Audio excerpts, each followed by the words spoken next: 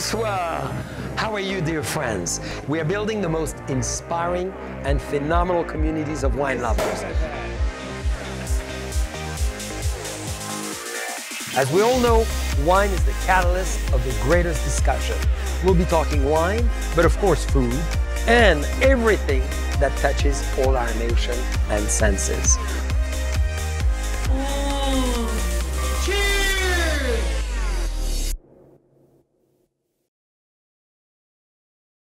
Bonjour, bonsoir, dear friends. This is JCB Live. I'm so excited that people are seeing us and with us. I'm with a very famous Napa Valley entrepreneur. His name is Gott. His name is on the building. He's an amazing family, many generations in the heart of Napa. His family were working at Inglenook way back, and he decided with his wife not only to start a great winery, Gott of course, but take over the institution of Napa. And guess where he is? Right here! Joe! Woo! Whoa. Is that an entry? Thank you, John Charles. Well, it's a pleasure, Joe. Ladies Cheers. and gentlemen, the famous Gott, one of the most incredible wine label in America, and of course, the man himself. And the most incredible John Charles. Well, you're very kind. Yes. So we are sitting or standing in front of your amazing new place. Tell us about it and this unbelievable history. So we are in this amazing, iconic destination. Founded in 1939, Taylor's Refresher, today Gott. So, Joel, give us the history of this amazing. I'll give you the fabulous warp speed history. So the warp history is in 1999, we got it because we wanted to open a fruit stand here. Like a, roadside fruit stand under the car park. The burger stand had been closed for a couple years. My brother and I thought, you know what, we can take a risk, we'll rebuild it. We tried to remodel it. The building literally fell over in 99. That was in May. September, we finally opened up, and like perfect, right place, right time, right menu in Napa on 29, and it took off. And so that was 20 years ago. So we just had our 20th anniversary, and what we've really seen is because of the big outdoor seating, because of having wines like your wines on the list, we end up with, people want a relaxing event, more casual event in Napa in between going to all the great wineries and amazing restaurants. So, well, what an instinct to buy it. So Sure. Tell us, it was here since 1939 as a hamburger. Yeah. And It was like a roadside stand, it was like the greasy spoon. So in the 40s, it was, you can imagine what the food was like. It was probably local, fresh. By the 60s and 70s, it became frozen, probably not so great. By the 80s, when I knew it, it was like where you could hear the microwave go off. And then it just fizzled in the 90s. It just, they never kept up with current food. It wasn't very exciting. Then we just happened to have the wherewithal to think that maybe people want to have good wine, they want to have beer, they want to have fresh food, they want to have things like ahi or like a poke taco, or they want to have tomato mozzarella sandwiches. And being around all this great food in the valley and great wine, it was really so you easy really to expanded source. the menu. Yeah, so the menu, historically in the 40s, 50s, 60s, 70s through the 90s, it was just a burger and fries and maybe Which is cool too, really. An okay All milkshake. American. Yeah.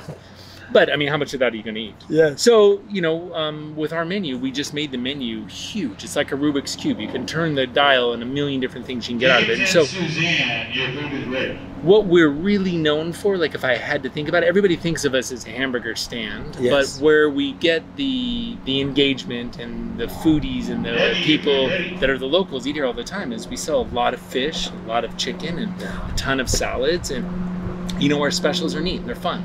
Like right now, we're doing lobster rolls. Oof, I love it. Hopefully it's coming soon. I cannot wait to see it. Yes. What's the evolution of food in America, do you think, these days? The evolution of food, you can look at a trend like Impossible Burger, Yes. which Impossible Burger has done an amazing job on a national platform of a plant-based protein. Where I think that evolution will go is that will always, now it'll play a real role because of the amount of publicity that they receive. Where I see that evolution going, though, is probably more people willing to experiment with it. That's right.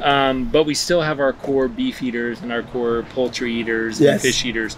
I think we're going to, in the next generation, there'll be another core of plant-based protein eaters that maybe are easy to venture out and have a piece of fish or chicken or something. Yeah, I feel like it. So you have an Impossible Burger on the menu. Yes. And it's doing well. It does very well. And does it People do love well with this amazing Sauvignon Blanc? Yes. Dear friends, you're going to realize Joe Gott started his winery on a credit card. Would you want to share that? Because this is pretty amazing. A few years ago, you said, I'm from Napa, I want to be in the wine business. Yeah, a few years ago, you're giving me half a life ago. You know, he looks very young because he's a big athlete. You know, he does all kinds of sports. He's tell us about it, but you know, you don't know he's 120.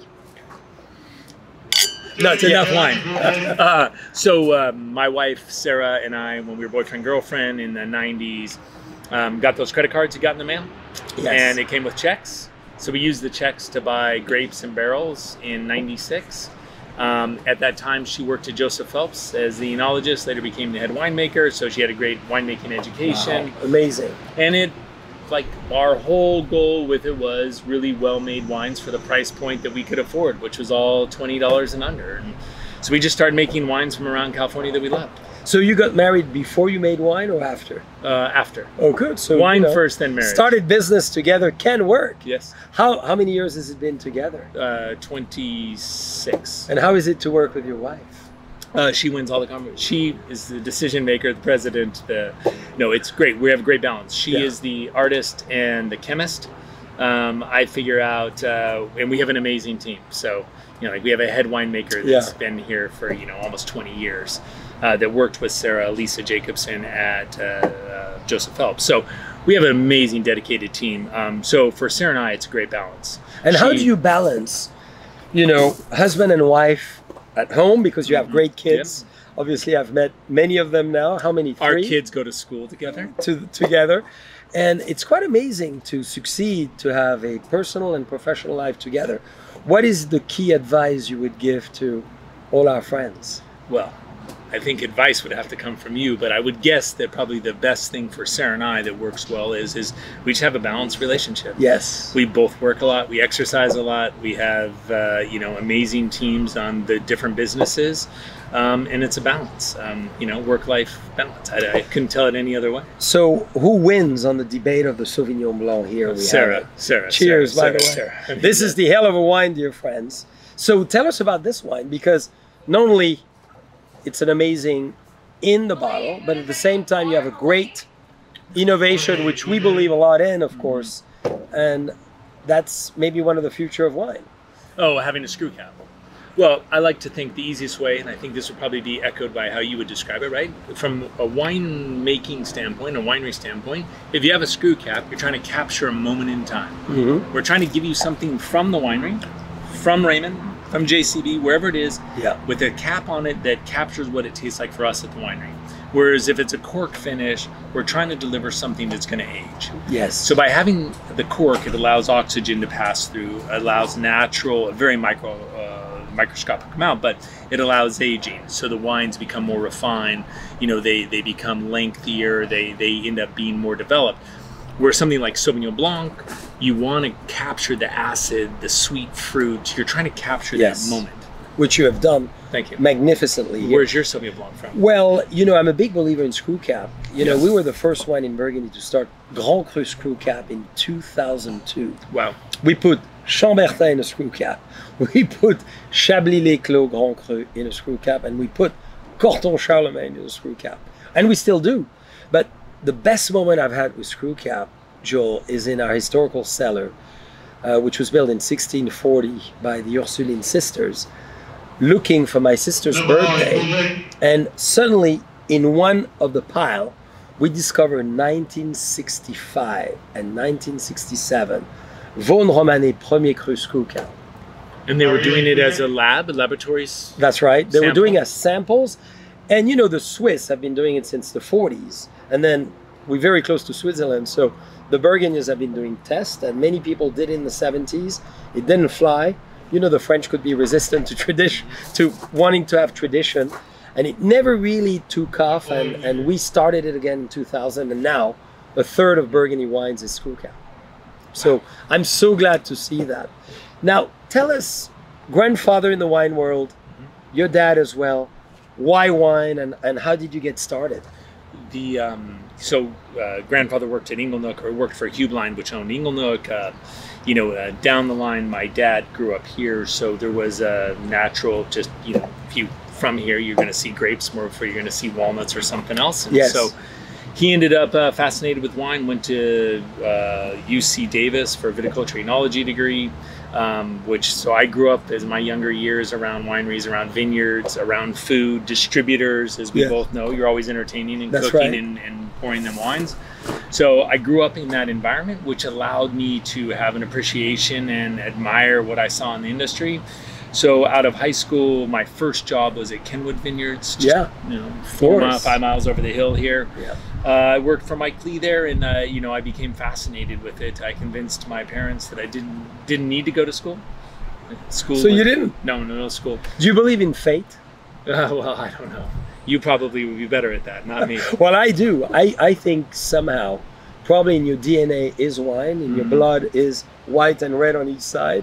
And I think maybe you were meant to do what you're doing. Well, we were at the right time, because can you imagine trying to start a $15 Sauvignon Blanc brand today? It'd be very hard. That's right. Unless you're one of the big guys. And so, I think because of the time in the 90s when I was in my 20s and I take big risks, I started at the right time. I wanted to make wine. I loved it. My girlfriend was, a wine chemist, if you would. Yeah. So that gave us an ability and advantage and some credit cards. So define what is it to take risks? Because what I admire, we've been friends for many years now. You take risks, but you take calculated risk in many ways. A lot of our friends listening are in businesses, or they may want to start their own business, or they may want to just go wild as you have. What is it to you to take risk? I think today risk would be defined by trying to do what you know is naturally right. Yes. But you don't know if other people are going to consider that correct. It's like creating a new brand. I mean, you're the king of creating new brands. So you take a risk every time you make a new brand, a new wine, a partnership. And to us, like, if you don't take a risk, you won't ever advance. So to me, the definition would be take a little bit of a chance to advance you and your team. And I love that stuff. And now I get to work with so many great people that we get to take safer risks because I have more talent around me. So the risks are not as bad as before. When I started this place, I mean, I didn't know a damn thing about running a restaurant. So, I mean, I'd worked in restaurants, but I didn't know exactly how to cool. Pull the money out of the register every night and do what with it, right? Or how to order things. So, that risk was much bigger then. But today, those risks are not. We have a very good friend in common named Charles Beeler. And I remember one of the first times I met you, maybe 15 years ago, 20 years ago in Aspen. That's right. He said, hey, this is before you bought Raymond. He said, hey, that's John Charles Boisset. Watch him. He's very smart. He's a leader. He will think of things before the industry knows that they want it or the consumer knows they want it. Well, he's very nice. And I know exactly. I'm thinking of things before because I look at what Joe is doing. No, I know exactly where we were. You know the fountain in Aspen? Yes, you know where the Aspen Food. I remember the day as if it was yesterday. On the corner. We both had ideas of alternative package, and I think you have a big commitment on the environment yourself. I mean, you're a big believer of that. Maybe you want to explain to everyone who may not be aware of what you do: sustainable farming, organic, and obviously alternative package. Yeah, so we try to farm sustainably everywhere. We try to farm as much organically as humanly possible. Yeah. And what that means is in a year like this, it's easy to farm organic. In a year like 2011, when we had a lot of rain and we had frost and we had many difficulties, it's hard to farm organic. So we try to always farm organic. And by the way, it's, as you know, it's almost cheaper to farm organic than it is to farm with any other processes in the vineyard. And then on the winemaking side, the biggest challenge that we all have in the wine industry is this is our historical package, right? Yeah. It's a piece of glass, melted sand, it's heavy to ship, and there's all these things. So one of the things that we played with is Tetra Pak, like what you buy almond milk in. For sure. And we put wine in it. It'll never be like, you're never going to buy, Grand Cru Burgundy in it. But it's a great way to reduce and reuse and recycle, for sure. Everyday wine, it's a very great, convenient package. I think we're going to evolve in all that as the next generation obviously is used to all that.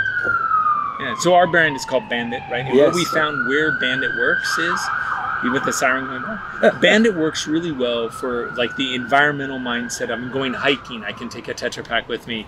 We're going to a ballpark. We're going to see I see you have a partnership with the Giants. Yeah, of course. We're going somewhere that I need flexibility. Well, talking about this, we got to finish. Let's finish it. Let's show the world that we drink wine. I love it. So on that note, maybe I'll serve you a little bit. We didn't see that, of course. What do we have here? So we have Triple Play. It's a partnership with the Giant on a lovely little winery we own named Wattle Creek, which is in Sonoma. Oh, yeah. And it's a great relationship we have, and it's a wine that maybe will remind you of a Triple Play. This is Rhone style based. Go to Rhone. Yeah. And a lovely wine, but very much like you. So, dear friends, you all need to know Joel is quoted in all the business magazines as a great success story. One of them I love is Forbes. And there's a question that Mariani asks you, the journalist, who is great. He says, you make wine in a very unorthodox way. Would you define that for us? Because you're very unique in your approach and very innovative in it as well. So what John Charles is asking is, so like this, the Triple Play from Wattle Creek is Sonoma appellation. So you take the appellation of Sonoma County, you only buy grapes from there, you make the wine in Sonoma County. What we like to do is not only work with Sonoma County, but Napa County, Monterey County, Santa Barbara County, San Luis Obispo County, which is Paso Robles, Mendocino. And so we like to work all over the state of California, you know, from Mendocino all the way down to Santa Barbara. And we farm by looking at how well will Sauvignon Blanc do in all these counties. Where can we farm well there? And then how do we take all those different vineyards after fermentation, after, you know, the wine is still, then we end up trying to blend them together. And what wine can we make that is has better acid structure, better fruit structure, better mouthfeel? So we just look in a blending process, which my wife Syrah is probably one of the best ever. No, but not in competitively, but for us, that's what she really likes to do. No, but she's very talented. And when you make wine yourself with Syrah, what do you think about? Balance. Balance is everything. I think it's like with food. It's how do you have acid, structure, sweet fruit, tannins? Like how does it fill your mouth? How do you end up with something that isn't too much alcohol, not enough alcohol, too sweet, too dry? It's somewhere in the middle. It's kind of like having salt, right? You need a little bit of salt to make something savory. And so I think with something like Sauvignon Blanc, you need a little bit of savoriness, but you have to have acid, but you have to have sweet fruit. So it's a balance. Do you think of food as well and what people are eventually going to have with that wine, or you just think of the wine itself and then it's open? I wish I could say I thought of the food, but I think more of the wine in a style that will go with food. Yeah, I see. You know, and you and I both know the wines that have a lot of sugar don't do well with food. That's right. Because all you taste is the sugar, you don't taste the food. You don't want dominance. Yeah. I mean, I'm sure like these, right? Amazing with food, but you also have to have the right food for the right wine. How is it to be raised in Napa Valley? It's not bad.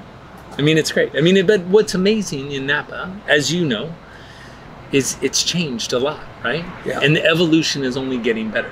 If you go to Yountville today, Yountville is amazing. It is the great destination in Napa Valley because you see what, like, as America thinks about coming on vacation to Napa Valley. Yes. It's like Disneyland. That's right. And then we're seeing an evolution in Calistoga to that.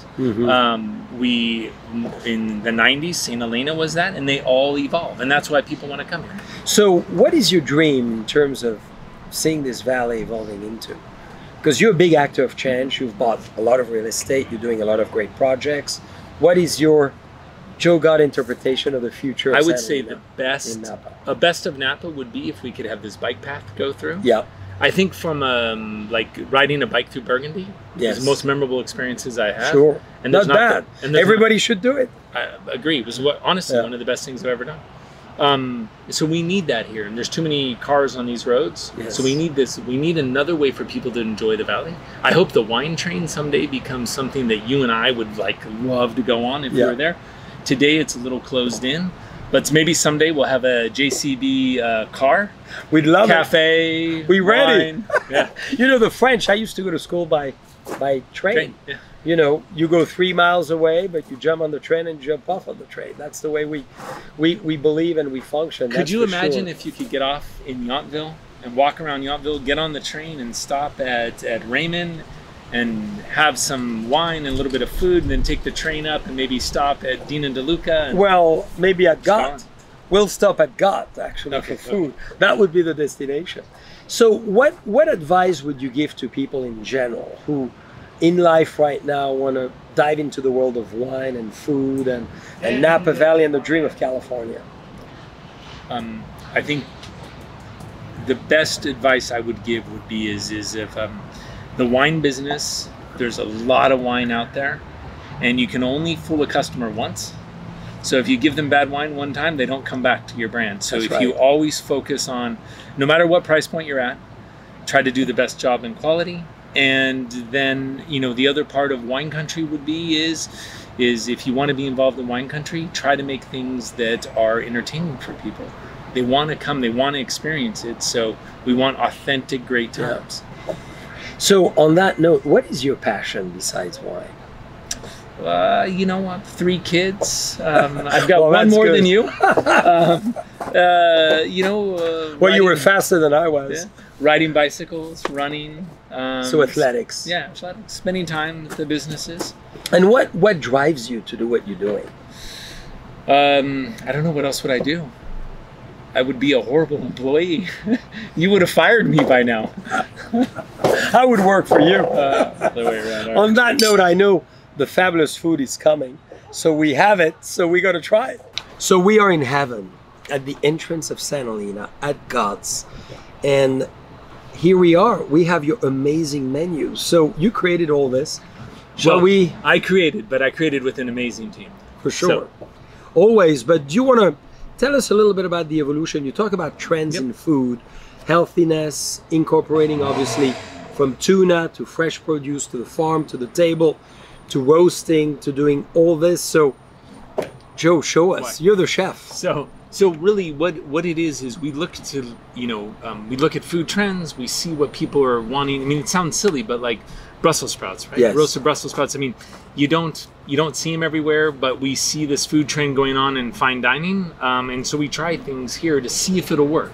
So we started doing it now. We literally on some days can't make enough. Really? You know, Wow. and let's give it a try. I could see you gave us a little spoon, fork please, here. please. So do we put the lime on it? Yeah, and then you've got. So this is a- describe what everybody's going to feel when they taste it. So the how best, do you make it? So the best part, you know, I mean, they're little baby cabbages is what a Brussels sprout is, right? Right. It grows on a big stalk. They're really wild looking things. Yeah. But what we do is we soak them in water, Yeah. and then we fry them in a little bit of vegetable oil, and then Yeah. all they have is sea salt on them afterwards. And then this is a roasted pepper mayonnaise. Mm-hmm. And so you end up with a little bit of that, you know, earthy, like root vegetable flavor. And then you've got a little bit of burnt, you know, so it's nice. It has a little bit of the crust to it. Yeah. And then a little bit of a roasted pepper mayonnaise. Wow. Goes well with Sauvignon Blanc. It goes so well with the Sauv Blanc. I was just thinking. And what we look for And easy to inspiration- make for people at home as well. of course. It's really easy to do on a sheet pan like this. You cut Brussels sprouts in half. You put a bunch of olive oil and salt on them, like Yeah. more olive oil than you think. Mm-hmm. And then what I prefer to do is I get the sheet pan hot at maybe 450 degrees in an oven. Yeah. Pull the sheet pan out, dump the olive oil, you know, rolled over Brussels sprouts onto the hot pan, stick it in your oven. Takes about 25 minutes. Wow. You pull them out, squeeze a little bit of lemon or lime on it, just to have a little bit of acid and maybe a little more salt, and it's an amazing side. I got to tell you, with the Sauvignon Blanc, it highlights both. So we look for inspiration. We think there's I food love it. trends out there. Jen Redmond, who runs our culinary department, saw this trend in chicken sandwiches, and that's so, you know, anybody can have a chicken sandwich, but she took it to a chicken schnitzel. Okay. But it has some Eastern flavors on it, right? Wow. So you end up with like this great, like spicy mayonnaise, but it's not. You got to hot show spicy. us. Shall we open it up to show Please, everyone? please. Because this is unexpected. I did not know you were doing this one here. And so, you know, I mean, it's fun. We can just Wow. but it's, you know, it's simple. It's just Great color coordination. simple too. organic bun. It's cucumbers, a spiced mayonnaise, pickled beets, arugula, and then a piece of chicken that has been flattened, right? Yeah. So it's tender. And then it's breaded, not breaded in a traditional way. It's basically breadcrumbs, a little bit of egg wash, and you end up with this incredible. Please try. Wow. I'm going to take a piece like that. I don't know how you do it. I want to We make need a sure knife. we share. You know, in life we got to share everything. Chin chin. Cheers. Dear friends, I hope you're jealous. You don't want to be jealous, you want to be envious. But,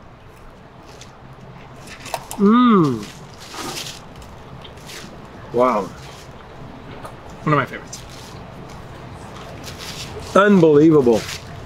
The depth, the richness, the crustiness. So you beat a little bit the chicken, you flatten it.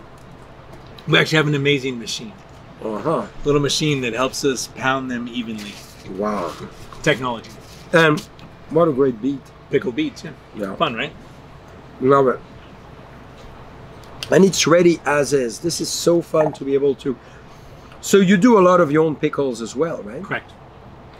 We have a commissary kitchen where we make a lot of the sauces, a lot of the seasonings, cut some of the vegetables, and so we can control it all in-house. Yeah, for sure. Very important. And how many locations now? We have 7. So the one here is the original, and then down into the Bay Area. Yeah, so Santa Elena, Napa. Napa, of course. Walnut Creek, Yep. Marin, San Francisco, Palo Alto, and then at the Chase Stadium. We're right next to the Warriors. I mean, right next to the Giants. That's why we Warriors. thought the Giants had to be here, because we're thinking you're going to open in the stadium soon. Soon. Let's hope soon. McDonald's is shaking, ladies, but super, super ultra premium.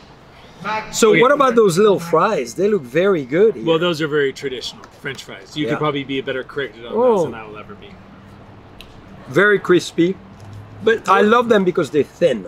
Where I think that people, like, when you come to wine country, right, you want little surprises. So like a chicken schnitzel, but something like this, which is organic tortillas that we fry every morning into the old classic taco shell. And then we get fresh ahi in. We make ahi poke. It has a lemon lime coleslaw, a little bit of sesame seed, and then the poke over the top, which is poke is basically fresh tuna chopped, and then it has similar to like a ponzu Yeah. over the top of it. So you end up with this great, and it has a little bit of spicy aioli on the bottom of it. So great fresh poke. For sure. I mean, these are one of our most popular items. 'Cause Well, you it don't looks gorgeous. You don't expect to find it. I mean, let's show our friends how gorgeous it is. And you don't expect that at all no. into Gott's in general. And what sauce do you have at the base here? I can see It's a spicy aioli, so it's essentially would be like, you know, sambal, the spicy. Yeah. It's like that, but it also has a little bit of mayonnaise in it, so it's a spice but yet creamy. Yeah, phenomenal. Looks good. And I need to tell you, my daughters, my lovely wife and I order this one consistently. Oh, we good. love it. Thank you. And it's great, and it can travel all the way to the house as well, and we can have it in the house and watching a movie or something. This is great. Now, what I love is this Wattle Creek, you know, which is a California red blend. So you were talking about an easy wine to have as your Sauvignon Blanc, something very enjoyable with spices and sauces. I love it as well with your chicken. Thank you. So I don't know what you think of it. Maybe you describe it into 3 words. Well, Give me 3 winemakers' words. Well, first would be Rhone style, right? So you can smell Mourvedre and Syrah. And then you also have, to me, what is always appealing about Rhone wines is that they're soft, but you have spice or black pepper or that the little bit of heat on top of it. To me, that was really appealing. And then Great description, dear friends. Much better than what I could do.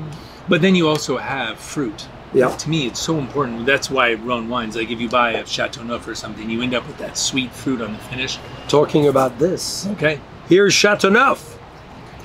Dear friends, I wanted to share with Joe, every time we've seen each other, it's either Napa Valley or Burgundy. We've never had a Rhone wine. And this is one of the iconic, most historical, obviously, appellation in the Rhone Valley. And this one, I wanted Joe to talk about dedication in general. So there's a wine under Bouachon, which is our old winery from the 19th century, one of the oldest, the first cooper ever in the Rhone Valley. And they decided to start a winery thereafter. And we have this very successful wine called Dedication. So I think you should be the one talking about dedication and legacy and the continuity of your world. Well, but tell me, remind me, how many years was the Pope there in Chateauneuf? The That's Pope right. moved, right, from Italy to So the Rhone roughly Valley. from the 1200 to the 1500. So almost 200 years we had, you know, that lovely Pope, that wonderful man coming to Avignon, and the Palais des Papes, the palace of the Pope, and he lived there. Wow. But before we go to the wine, even, what else do we have here? Okay. Well, Oh, we're going to continue because so this is classic. this is all right? about food, and this is the king. Right? So this is cheeseburger, very simple. It's just, you know, it's all American classic. It's Nyman Ranch, beef from Colorado, to secret sauce, of course. We can't tell you what's in it. American cheese, lettuce, tomato, pickle, and bread that is made for us in San Francisco by Panorama. Oh, really? Yeah, it's great. So you really created your own bread recipe as well. Yes, yeah. So the you guys went- at Panorama, you know. Yeah, Pascal. of course, absolutely. Yeah. So anyhow, I think it's A great it's Frenchman, another one. Yeah, no, it's an American standard, right? And then other little things like onion rings, of course. We all love onion rings, you know, Idaho onions. And then, you know, Cobb salad, you know, pretty easy. This Yeah, but is great to have. Yeah. Tell us, Idaho onions, because we grow a lot of Italian onions at the wineries and Raymond specifically, whether it's the Parma onions, the pink onions. Why Idaho? Is the ring bigger? No, it's actually because we get to work with a company there that controls not only the fields, right? So Okay. not only where they're growing, but also the distribution back to us so that we can get the onions cut, breaded to our spec, frozen, and then shipped to us. See, there's a lot to it to own an amazing restaurant. No, that's over years. Remember, it took us 20 years to figure this stuff out. But this is amazing. So that's this onion ring. Yeah? Yes. Why don't you describe it to our friends? Because Well, I think onion rings are everybody's personal onion rings. If you go to mustards, it's the thin sliced, That's right. big pile. This is more the beer battered style, which this is beer battered. But everybody kind of has their thing. But I like personally kind of bigger pieces, you know, so you get more texture to it. What I don't like is when you get an onion ring and you can't tell that there's an onion in it. So, you know, these, you should be able to pull the actual onion out of it. And I'll do That's this right. pretty sloppily. So wow, actually, look at this. there's real onion. To me, that's important. And then the breading needs to be slightly sweet, Yeah, but savory. It's kind of like Sauvignon Blanc. You need a little bit of balance. that's So, right. This is quite amazing. I never do onion rings, but this is fantastic. So what about this? So Hamburger America started where?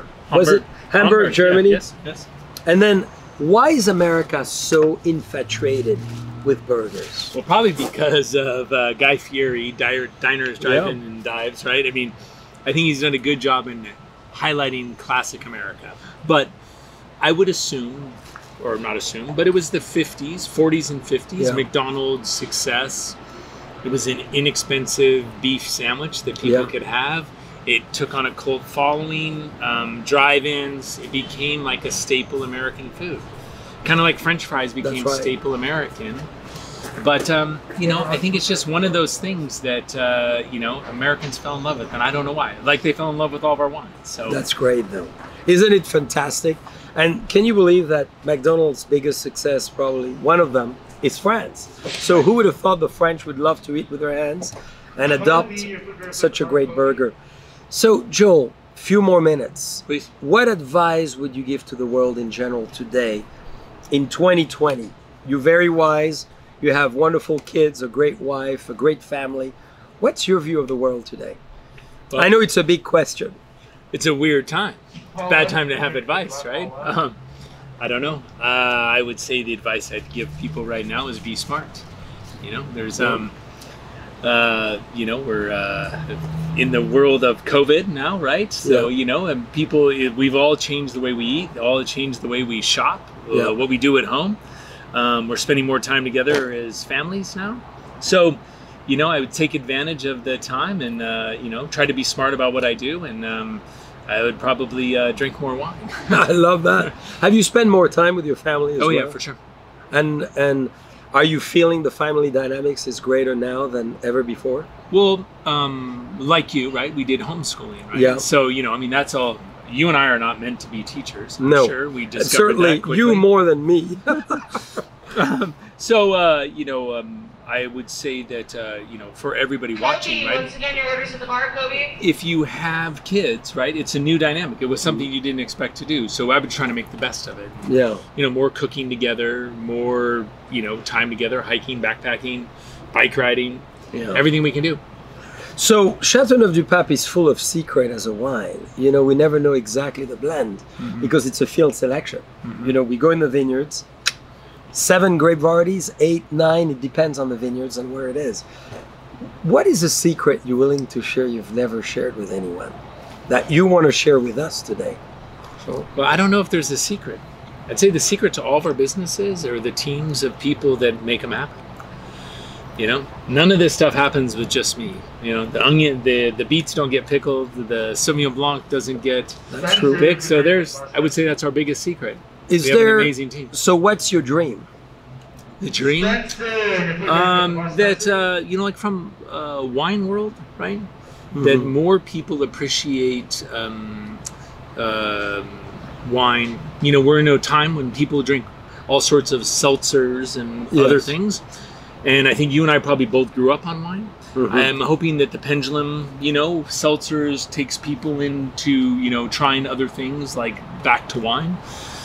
So I'd love to see the wine industry see another great surge. I'd like to see more people cook, take inspiration from food. You go out as a family. That's you right. and Gina and the girls are out, and For sure. you have Brussels sprouts and you make them at home. So maybe, you know, there's more food inspiration. We'd love to see the restaurants grow. More people, you know, where we can have more of these so people can enjoy what we do.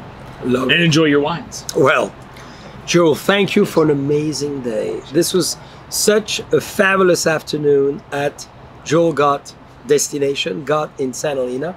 Remember, there's 7 of those and amazing wines, great inspiration, great leadership, and the man to watch in Napa Valley. Dear friends, enjoy tonight.